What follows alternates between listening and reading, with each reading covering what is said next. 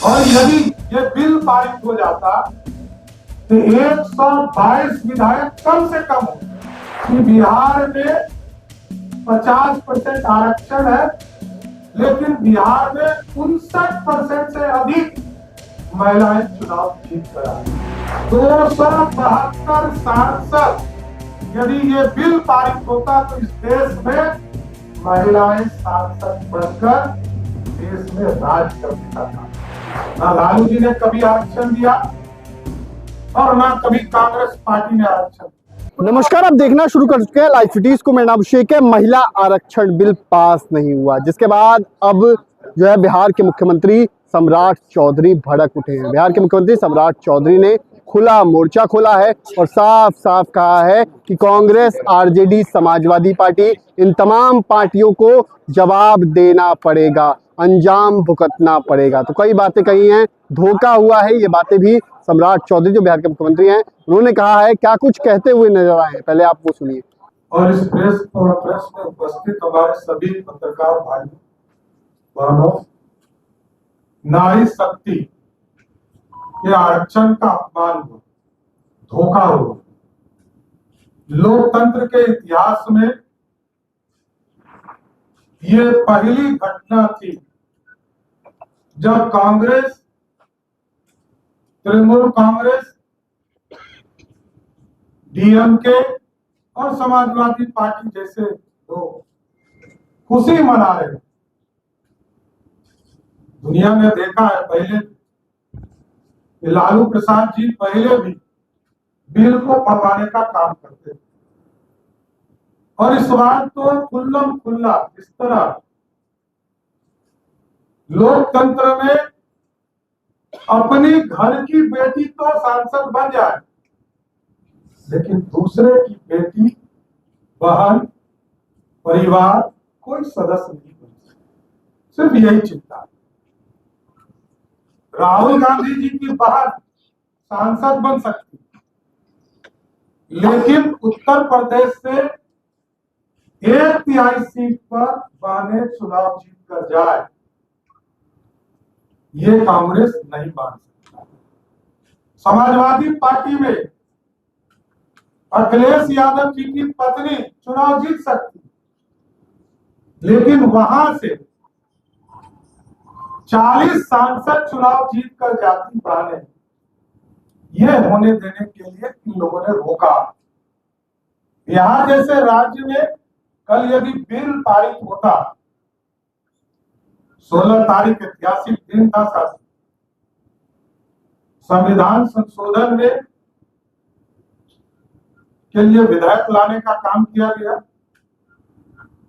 परिसीमन विधेयक आना था, केंद्र शासित प्रदेश कानून संशोधन आया, 3 बिल आने थे और तीनों का खिलाफ इन लोगों ने।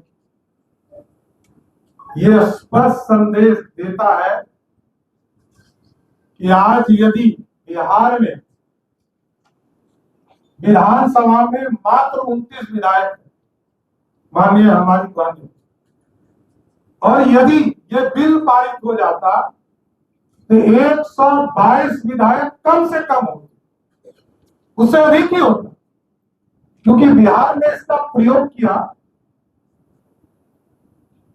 आदरणीय नीतीश कुमार जी और आदरणीय प्रधानमंत्री नरेंद्र मोदी जी लगातार महिलाओं को आगे बढ़ाने का काम। बिहार में जब एनडीए की सरकार बनी थी 2006, तो यहां महिलाओं को 50% आरक्षण पंचायती राज और नगर निकाय में देने का काम किया। और आज मुझे कहते हुए खुशी हो रही है कि बिहार में 50% आरक्षण है, लेकिन बिहार में 59% से अधिक महिलाएं चुनाव जीत कर आई।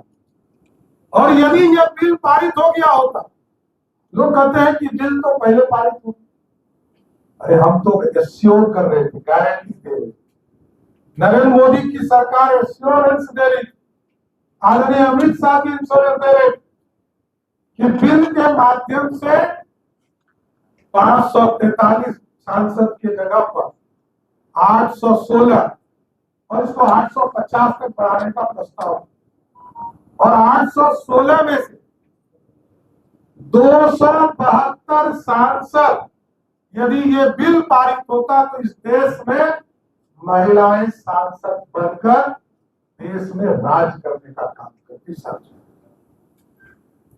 दुर्भाग्य कि ऐसे विरोधी इस देश में हमारे लिए सारे जहां से अच्छा है, इस भारत को बढ़ाने के लिए हम आए, और हमारी पार्टी, हमारे एनडीए के लोग लगातार इस हिंदुस्तान की चिंता कर रहे हैं, कुछ लोग बाहर की चिंता कर रहे हैं। इसलिए मेरे लिए तो गौरव का समय मिला कि मैं आज प्रेस कॉन्फ्रेंस भी कर रहा हूं, तो बिहार और देश की महिलाओं के लिए कर रहा हूं, अपनी बहनों के लिए कर रहा हूं। और मैं जब सार्वजनिक पहले कार्यक्रम में कर गया था परसों, तब भी जो नारी शक्ति के आरक्षण का समर्थन में जो दौड़ था उसमें शामिल होने का काम किया। इसलिए ये धोखा है। Congress party, Trinamool Congress, DMK, Samajwadi party और राष्ट्रीय जनता दल को इसका जवाब जनता को देना पड़ेगा। आपने तो कोई आरक्षण दिया नहीं। विशेष तौर पर कांग्रेस ने इस देश में किसी वर्ग के कोई आरक्षण नहीं, और जब जब आरक्षण हुआ तब भारतीय जनता पार्टी, जनता दल यूनाइटेड, सब लोगों ने मिलकर, लोक जनशक्ति पार्टी, हिंदुस्तानी अवाम मोर्चा, सबने समर्थन देने का काम किया। ना लालू जी ने कभी आरक्षण दिया और ना कभी कांग्रेस पार्टी ने आरक्षण दिया। और कांग्रेस के लोगों ने तो चाहे वो मंडल कमीशन हो या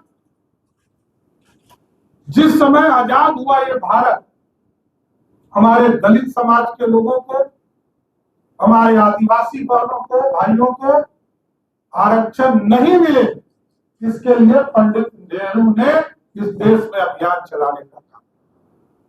और भारतीय जनता पार्टी का स्पष्ट मानना है, चाहे वो दलित समाज हो, आदिवासी समाज हो, उसको भी आरक्षण मिले।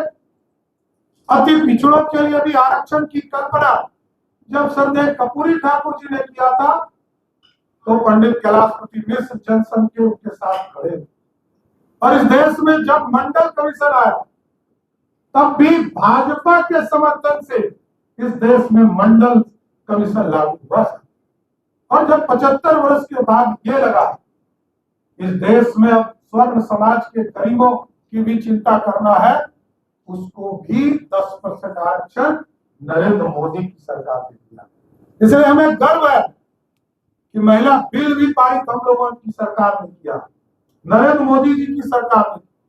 बिहार में भी एनडीए की सरकार ने महिलाओं को 50% से अधिक आरक्षण देने का काम किया।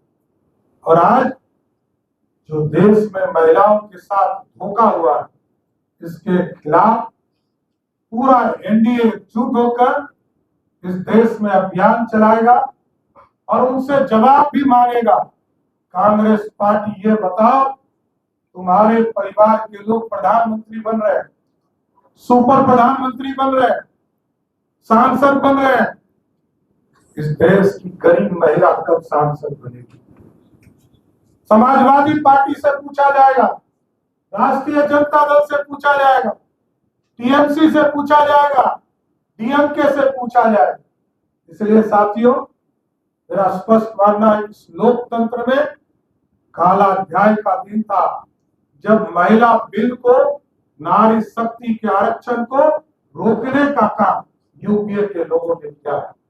इसलिए मैं फिर से ये जरूर आश्वस्त करता हूं कि जिस तरह प्रधानमंत्री जी ने राष्ट्र को संबोधित करते हुए स्पष्ट तौर पर कहा है कि नारी शक्ति के ताकत को हर हालत में देने का काम नरेंद्र मोदी की सरकार करेगा, ये मैं आश्वस्त करता हूं कि बिहार और देश की महिलाएं मुख्य धारा में जोड़ने का काम करेगी। बहुत बहुत धन्यवाद।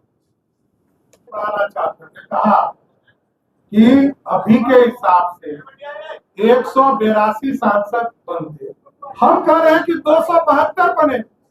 हम तो बड़ा दिल दिखा रहे हैं। प्रधानमंत्री जी ने कहा 272 सांसद हमारी बहनें बने, इसमें दिक्कत क्या है? धन्यवाद। संशोधन बिल पास हुआ लोकसभा की बड़ी हुई सीटें बढ़वाना था और परिसीमन को लागू करना था। सरकार ये चाहती है। देखिए, दो चीज स्पष्ट है, हम संख्या तय कर रहे हैं। जब इस देश की आबादी 70 करोड़ की थी तब 543 सीट था, आज 140 करोड़ है, तो सीटें बढ़नी चाहिए। और बहनों के लिए तो सीट बढ़ ही रहा था ना। यदि ये बिल पारित होता तो 272 सीटों पर सिर्फ महिला जीत करा। आज बिहार में मात्र 4 सांसद, और यदि यह बिल पारित होता तो पहले दिन गारंटी होती कि बिहार से 20 सांसद हमारी बहनें चुनाव जीत सकती। इसलिए इसमें खोट क्या, हम ज्यादा हिस्सा देना चाहते हैं। प्रधानमंत्री जी का स्पष्ट मानना है कि महिलाओं का सम्मान बढ़ाना है, हम ज्यादा हिस्सा देना चाहते हैं। और आबादी बढ़ी है, इसलिए अधिक सीटों पर जीताना चाहते में टाइमिंग को लेकर सवाल था। हैं। और कांग्रेस पार्टी का कहना है कि बीजेपी को पता था कि ये बिल पास नहीं होगा, इसके बाद आपको सिंपैथी करके इसका केस जो है बंगाल और बाकी राज्यों में चुनाव में लेंगे। उनको पता था कि नंबर नहीं है आपके पास। देखिए, 5 महीने में प्रत्येक बार चुनाव इस देश, 4 महीने 5 महीने में चुनाव आ जाता है। आदरणीय प्रधानमंत्री जी इसी के लिए इस पूरी व्यवस्था को खड़ा कर। मामला सिर्फ एक ही है, महिलाओं का सम्मान हुआ या अपमान। अपमान हुआ, इसका जवाब कांग्रेस और महागठबंधन के लोगों को देना। ममता बनर्जी काफी अच्छा बीजेपी इस मामले में ममता दीदी क्या है, कहां से डाउनफॉल? मामला जब सम्मान, हम तो जीत ही गए, 2/3 नहीं था हमारे पास, हम सहयोग मांग रहे, कांग्रेस पार्टी से सहयोग मांग रहे, ममता दीदी महिला उनसे सम्मान मांग सहयोग मांग रहे, नहीं दिया, उनका अपमान होगा ना, जनता उनसे हिसाब पूछे। हम तो 298 सांसदों ने वोट दिए और टीएमसी के 28 लोगों ने विरोध किया, इसका जवाब ममता दीदी को देना। कर्नाटक में 28 सीटें और वर्तमान प्रतिशत जो है 5.15, ये बढ़कर 42 हो रहा, और उसके जो प्रतिशत है 5.14%, मतलब 0.1, हम 50% सीटें उनके आगे बढ़ा रहे। जहां तक तमिलनाडु का सवाल है, जो दक्षिण की बात आपने किया, 39 सांसद अभी है और वहां 7.18% है, और अभी जब बढ़ता तो 59 होता, जो बढ़कर 7.23 हो जाता, अधिक हो जाता। इस तरह का कोई भ्रम नहीं है, सभी राज्यों को हम जान रहे थे कि आप कोटा पे जरूर चर्चा करेंगे। देखिए, पहले आरक्षण तो लागू हो जाए, फिर उसकी चर्चा भी करेंगे। अरे बिल क्यों फाड़ना चाहते हैं? राजद की प्रवृत्ति रही है बिल फाड़ने का।